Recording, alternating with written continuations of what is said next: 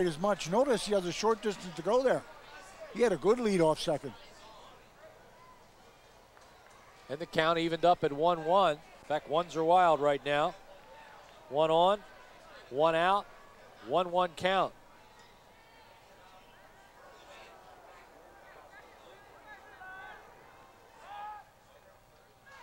That's unusual. That is unusual. Extremely unusual.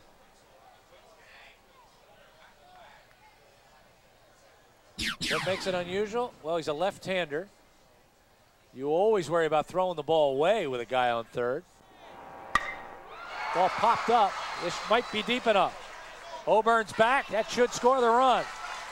Here comes Walter. We'll score. We're tied at 1-1. Sacrifice fly RBI for Jason Knights.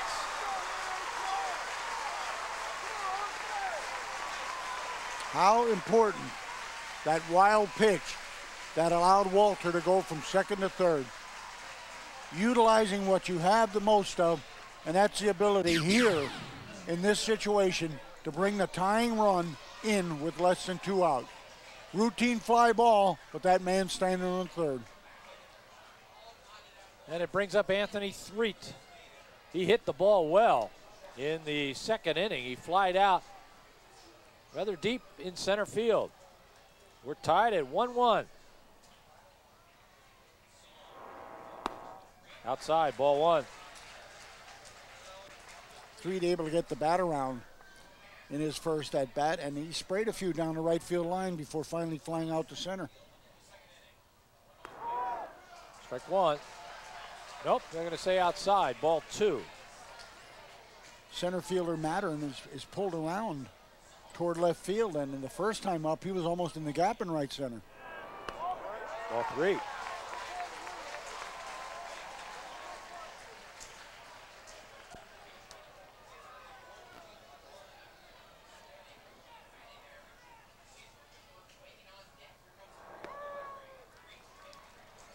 Cody Zong right there, 3-1. Did not give him anything real good to hit. A good play by Threet there. He's not showing he's a cleanup hitter with 3-0. Didn't attempt to go downtown.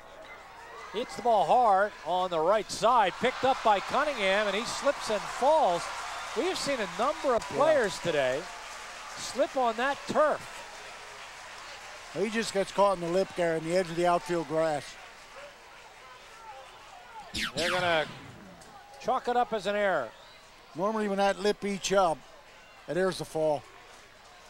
It's on the front part of the infield. This one's deep. Our first error of the baseball game will bring Deacon Klein to the plate. He grounded back to the pitcher in the second inning.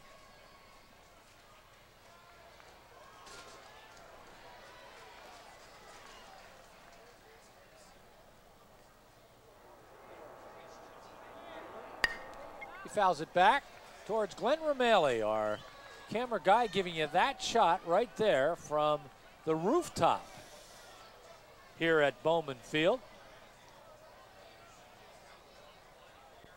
We've had a couple of foul balls head towards our camera guys today. And he fouls another one back. This one was headed our way, except they have a screen. Showed a real good change of speed there. A little bit of a change-up, took something off. Threet does not appear to be a threat to run. He doesn't get much of a lead either.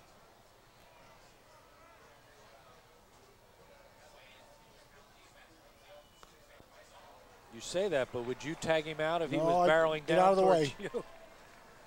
He's a threat. I'm not sure he's a threat to run. He wants to get emotional with 2 out. The 1-2 offering to Klein. He There is he goes. running. And they're going to hit one right up the middle, off the mound, so it takes a real high hop. Played nicely by Kalen Gerhardt over to Zach Smith. And that will end the 4th inning, but not before the Mifflinburg Wildcats tie this ball game up. 1 run on 1 hit. There was 1 error in the inning, 1 runner left on base. And as we go through 3.5 innings of baseball, it's 1-1. One of those unusual double assisted ground balls. That one goes 1 to 6 to 3 if you're keeping score. Look at those ones. Wildcats put one of the errors up there, and we did six aces. Uh-oh. Threed says, why did I run? Uh-oh, there comes the hammy. That's got hamstring written all over it. Threed is the designated hitter. And he's having some, boy. Boy, he came up lame early. He never made it to the dugout, Dick. No. State history in the making. The 2002 PIAA State Baseball Championships televised across the Commonwealth on the state leader for scholastic sports programming, PCN, the Pennsylvania Cable Network. Give Threed a little credit there, Gary. Could have missed a sign. It'd have been a lot easier. Probably the first time they, asked him to run since what? Mifflinburg Junior High School or something. They had the hit and run on, and it almost worked. It almost was a shot right up the middle. In fact, Dick, the fact that they ran made the play a little easier. Yeah, the fact that the second baseman was covering, then you got the deflection off the pitcher's glove. So we move to the bottom of the fourth inning. It'll be Dutch Maxwell, Jason Cunningham, and Ryan Kaufman facing Kyle Walter. And we have a variety in those three. Maxwell, a strikeout victim. Cunningham, a weak grounder to second. And Kaufman drew the base on ball that led to the only run for the Lewistown Panthers. He led off the second with that walk. Then he got a courtesy runner in Tyler Otero. And Zach Smith stepped up after one out in the inning and hit a RBI double to right center field. That's how Lewistown got their run. Mifflinburg tied it up in the top of the fourth. Swing and a miss, strike one. Maxwell struck out swinging in the first. There was heat on that one.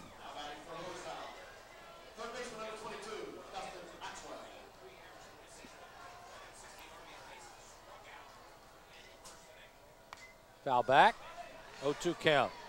Heat on that one. Let's see if he comes with a change of pace now. Or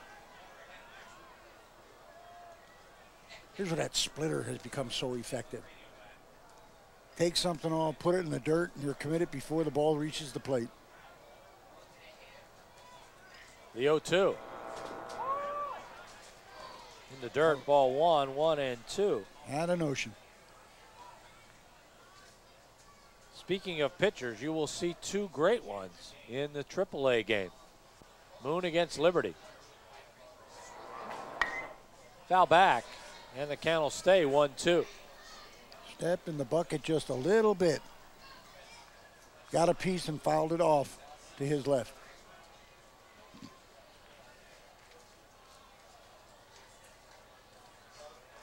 You'll see Derek Bliswick for Moon, a 1.22 ERA. And JT Bertoski for Liberty, a 1.36 ERA. Bertoski only a sophomore. We talked about it all the way up, Gary, but it's so noticeable the progression from A to AA to AAA, you know.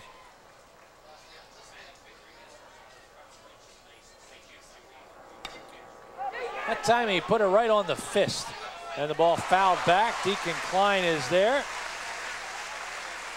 Great location on the pitch. Klein takes care of business. Out number one. Well, Walter, after his double led to the tying run, comes back as the pitcher this time, ties him up inside, and the best he could get, the batter, is a little foul pop-up. Jason Cunningham grounded out to second in the first. He's 0 for 1.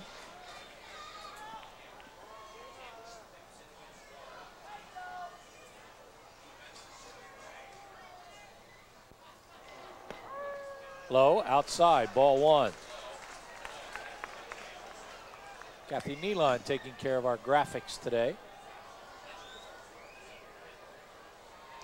Brian Vogt setting those graphics up in the RCN4 studios. Curveball in the dirt, ball 2, 2-0. Dick, nothing got Kyle Walter in more trouble than that base on balls. That one walk really affected his performance so far, the only run they have. Hey, you're talking about what, scored from first on a double? Well, the runner.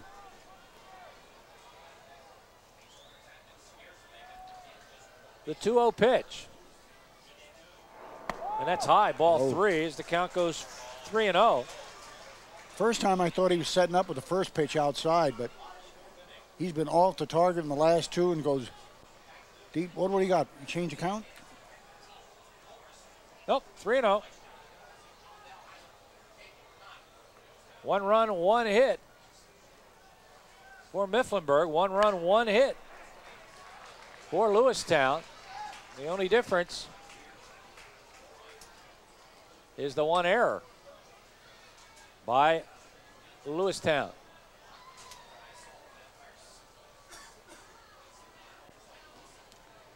Still a little confused about the count, Dick, and now they have changed it, and they've made the count 2-2. Saw the umpire turn around toward us, Gary, and noted that it was different than what they had on the board. Got the corner. Got the corner is right, the inside part of the plate. A called third strike on Cunningham, strikeout number 3. He gotten craftier here. Got the easy foul pop-up when he was in total control of location. Here he got the K, same control. Ryan Kaufman steps in. He walked in the second, got a courtesy runner, and that runner came around and scored. Hard ground ball to Schambach. It comes up to him. He collects it. He fires over to Hoffmaster for the 3rd out. The 4th inning has gone by. No runs, no hits, no errors, nobody left on base. At the end of 4, it's 1-1.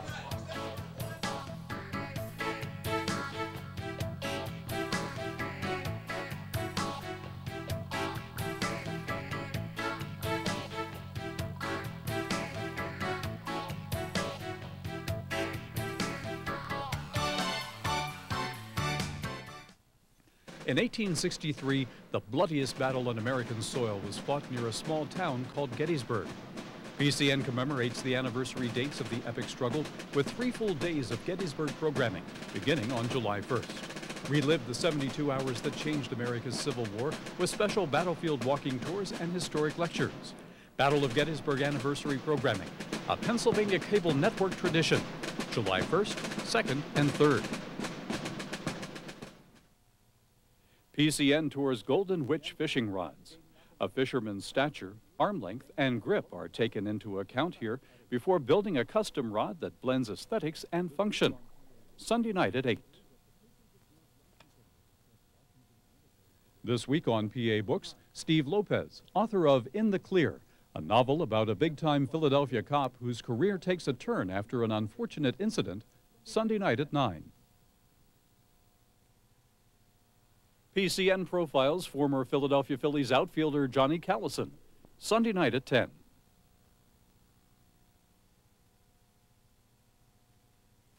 PCN's exclusive coverage of PIAA Championship Baseball continues on PCN, Pennsylvania's championship network.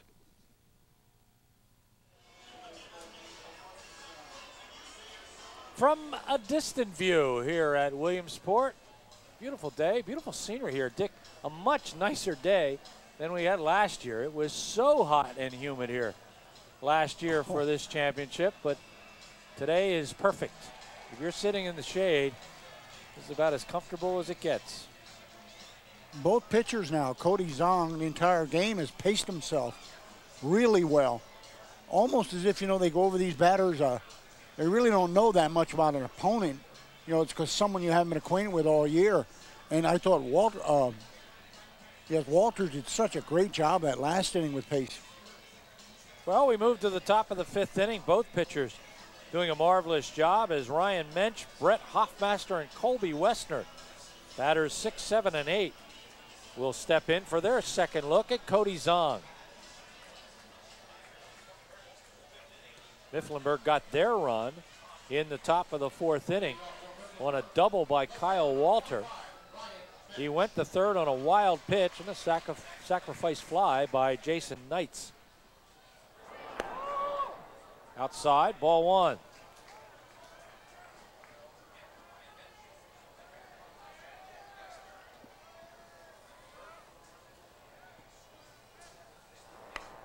Fouled back. And evened up at 1-1. Nice catch by the fan. Zong had 3 perfect innings to begin the game. 9 up, 9 down, and not even a hint of a hit.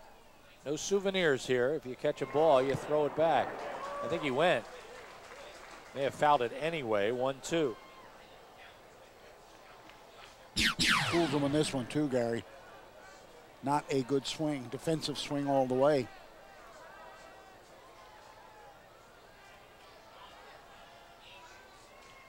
The 1-2 pitch. Low and inside. Ball 2. 2-2. Said Walter got an inside strike called last inning. I'll see if I can do the same thing. Hard ground ball down to Cunningham. Jason scoops it up. And he does not get the ball cleanly over to Zach Smith. Smith couldn't handle it. And let's see who's the error on when we watch the replay. Now credit Minch, he's hustling. He was after glove up. That's E3. Put the glove down for the cup on that one. The error is on Zach Smith.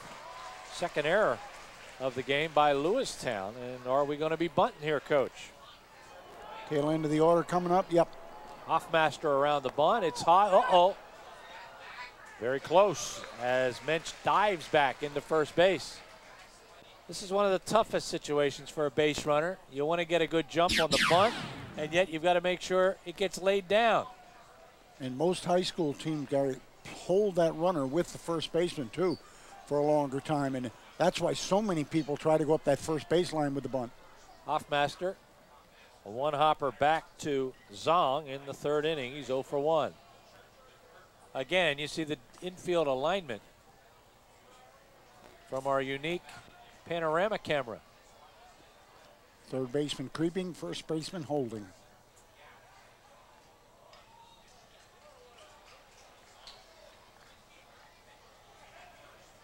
On this defensive play, you asked your pitcher, come off the mound on the left on the first base side. That's all yours.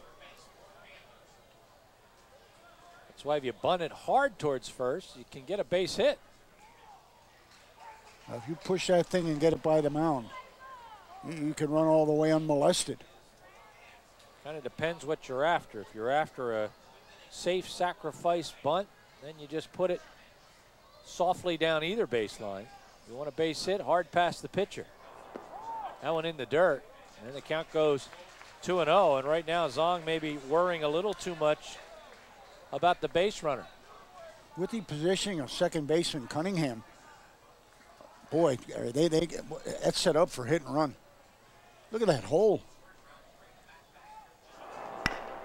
And that bunt will roll foul. The count will go 2-1, and Mensch will have to come back to first base. Surprisingly there, both the shortstop and second baseman covered second. You have seen good runners, and Mensch is a quick runner. Boy, first to third on a bunt. If you watch that matchup, Roger Clemens on Saturday against the Mets, as the pickoff move almost thrown away, Clemens Dick did not cover home plate when the catcher was taken out of position, and it led to the first Met run of the game.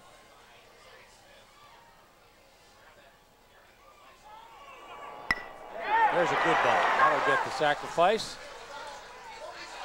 And nobody was on third base.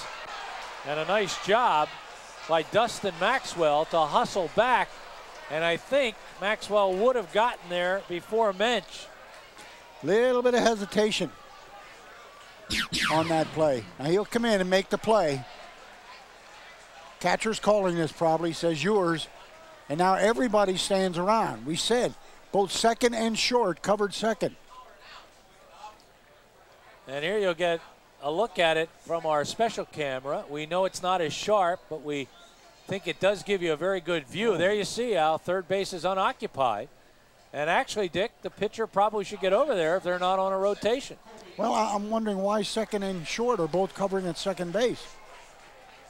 One down.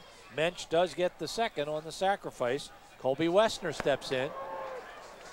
And he checks. Nope, it's a strike anyway.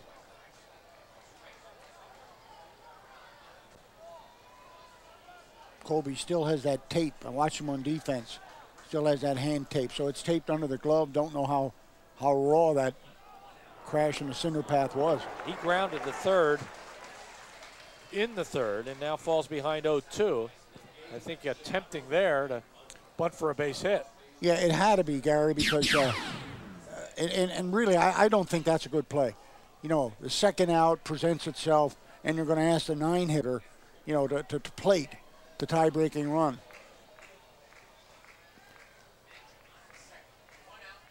I'm totally amazed that second base is so far over. Big gap on the right side of the infield.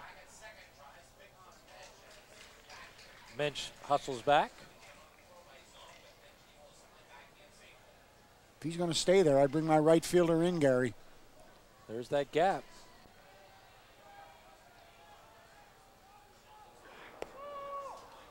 One, two. Good waste.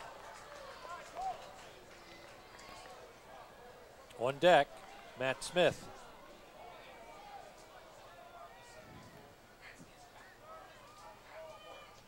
The 1-2.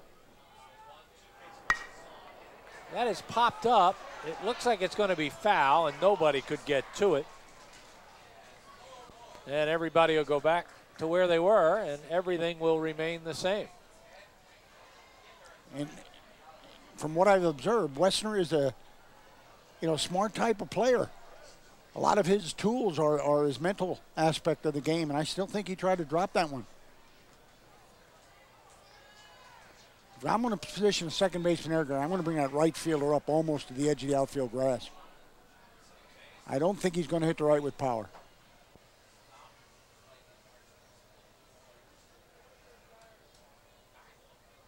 And again, I'm not quite sure what all the discussion is about here.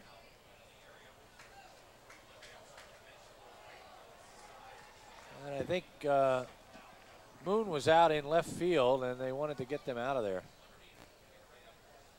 So they did. They've gotten rid of every man on Moon.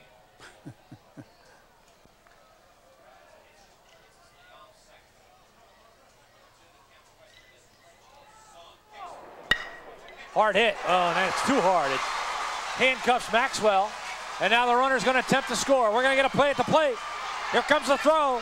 And sliding in safely is Ryan Mensch with a go-ahead run on a solid, hard base hit by Colby Wessner.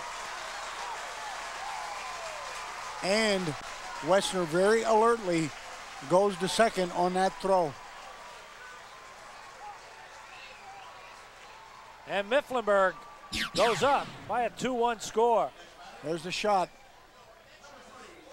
Hard and through, but slowed down, and that really helps the runner. It is an unearned run as Mensch got on base via the error on the first baseman. And here he comes hustling around. I thought it was going to be a closer play than it turned out to be. And now Matt Smith steps in, and again, they will appeal to third base.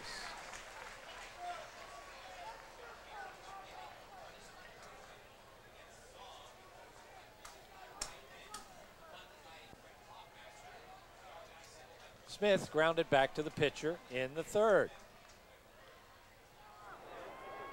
Outside, ball one. We'll take a look at the base runner. Well, Dick, this is evened up. Oh, he touched the bag. Yeah. In fact, that's what made him slip. What happened to the days of touching the inside corner of the bag? I'm sure that elevates it. Foul ball, 1-1. So we've had 2 appeals at third, one by each team. And that ball, or a ball by Liberty tossing it around out there, came into play.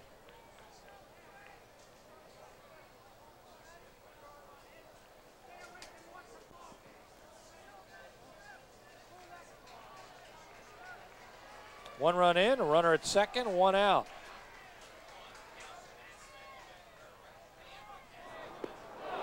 Sinker. Strike 2.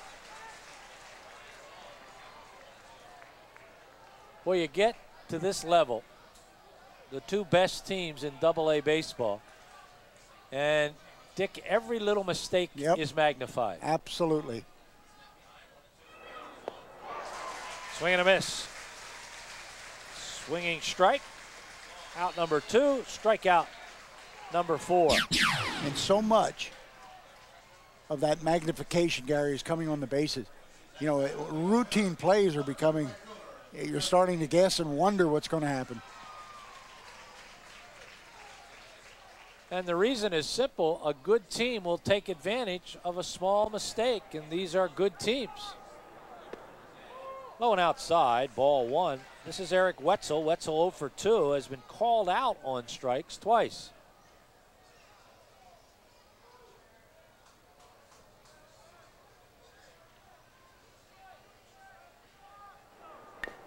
Foul ball, 1-1.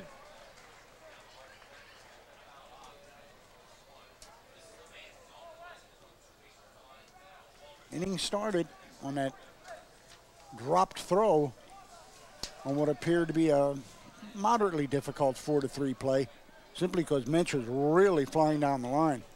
I have to believe that Wetzel has not been the normal leadoff batter all year for Mifflinburg. He has only played in 10 ball games and has only been at the plate before today 18 times. Yeah, I thought of that too, Gary. I was wondering if it was that suspension turned the batting order around a little bit. Well, it wasn't this team. Oh, that's right, the other side, yeah. And the other thing was that, you know, lefty against lefty. Maybe you want to move him down too. He doesn't have leadoff batter numbers either. To his credit, the fact that he's here and he's a freshman tells you what kind of talent he's got. And, oh, great defensive play by Kalen Gerhardt as Eric Wetzel tried to shut me up and hit a solid line drive to Gerhardt. Gerhardt makes a great play. It might have led to a run. This is a bullet. Inside outside, elevated at shortstop by Dane Huffnagel. Yeah. Didn't he go in?